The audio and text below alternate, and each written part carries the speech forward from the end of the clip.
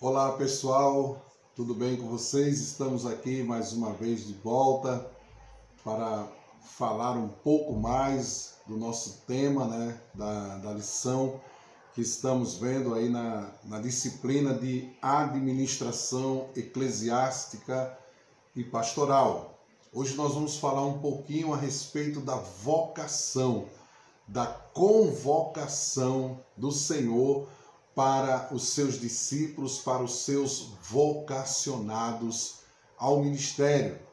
E nós vamos ver aqui alguns exemplos bíblicos, de homens que foram convocados por Deus para uma verdadeira batalha, para uma verdadeira guerra, que é levar ao mundo perdido, ao mundo de trevas, a palavra poderosa do nosso Deus, como líderes, como administradores, como plantadores de igreja, Não tem nada mais precioso, Eu falo por experiência própria do que plantar uma igreja, começar um trabalho, mesmo ainda quando não havia nenhuma luzinha, a não ser a de Cristo, de como seria esse trabalho, mas com fé, oração, dependência de Deus.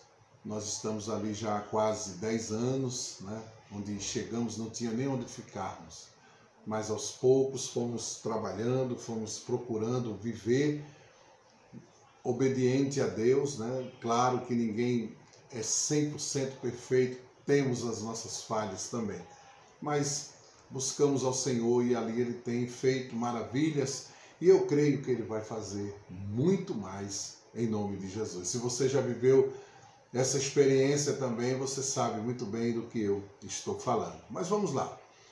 Esta sublime convocação espiritual foi seguida à risca pelos discípulos, Nós somos convocados para uma grande luta, como eu falei aqui. Os 12 discípulos se tornaram como seu mestre, missionários, enviados para uma missão, para a pregação do Evangelho de Cristo Jesus. Ele coloca aqui alguns destinos, que tomaram assim os discípulos do Senhor. Simão Zelote foi para a Pérsia, João para a Ásia e André para a Síria, Mateus para a Etiópia, Pedro para Ponto, Bitínia e Galácia, Bartolomeu para a Armênia, Tomé para a Índia e Pérsia, Tiago o Justo para a Arábia, Tiago o Grande para a Espanha, Marcos para o Egito, Filipe para a Frígia.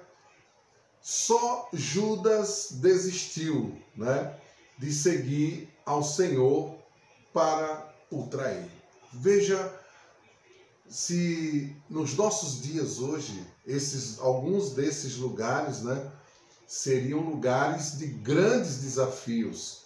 A Síria, a Ásia, Etiópia, a Armênia, a Índia, a Arábia, a própria Espanha, já no continente europeu, o Egito, países, muitos deles fechados ao cristianismo, países ainda sobre regimes ditatoriais, sobre ditaduras militares, outros sobre comunismo, outros sobre a direção do Estado Islâmico, o extremista, o lado extremista do Islã. Veja que sempre é um grande desafio ser um vocacionado, um chamado por Deus para levar a sua palavra, Mas fomos chamados como dispenseiros da palavra de Deus.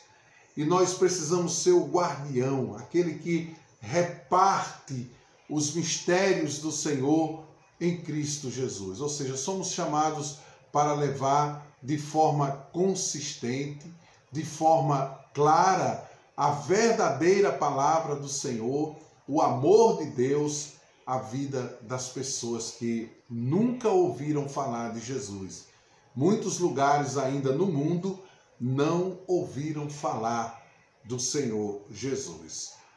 O texto de 1 Coríntios, capítulo 1, do versículo 26 ao 31, diz assim: Ora, vede, irmãos, a vossa vocação, que não são muitos os sábios segundo a carne, nem muitos os poderosos, nem muitos os nobres que são chamados. Pelo contrário, Deus escolheu as coisas loucas do mundo para confundir os sábios. E Deus escolheu as coisas fracas do mundo para confundir as fortes. E Deus escolheu as coisas inotáveis do mundo e as desprezíveis e as que não são, para reduzir a nada as que são, para que nenhum mortal se glorie na presença de Deus. Mas vós sois dele em Cristo Jesus, o qual para nós foi feito por Deus sabedoria e justiça e santificação e redenção, para que, como está escrito, aquele que se gloria, glorie-se no Senhor. Então veja que Deus não procurou sábios, Deus não procurou ricos, influentes, poderosos. Deus procurou aqueles que estavam com um coração determinado, aqueles que, com certeza, independente das circunstâncias que viessem a viver ou atravessar em sua vida, eles levariam a semente da palavra do Senhor. E muitas vezes os grandes, os poderosos, os ricos, os intelectuais foram surpreendidos pelo poder de Deus operando na vida desses homens simples, pescadores, né?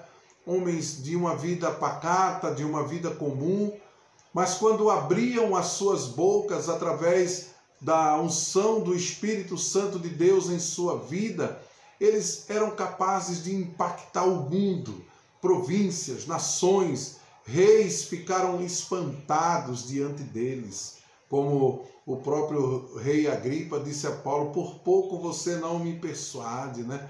Por pouco você não me leva junto com você nesse seu ministério, nesse novo caminho. Então Deus não procurou, né, homens intelectualmente preparados, mas preparou aqueles que se colocaram à sua disposição para anunciar o Evangelho, para implantar igreja, para cuidar de rebanhos.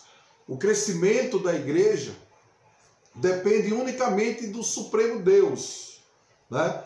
Nós não dependemos de nenhuma força terrena. Nós precisamos depender de Deus para que haja o crescimento da igreja.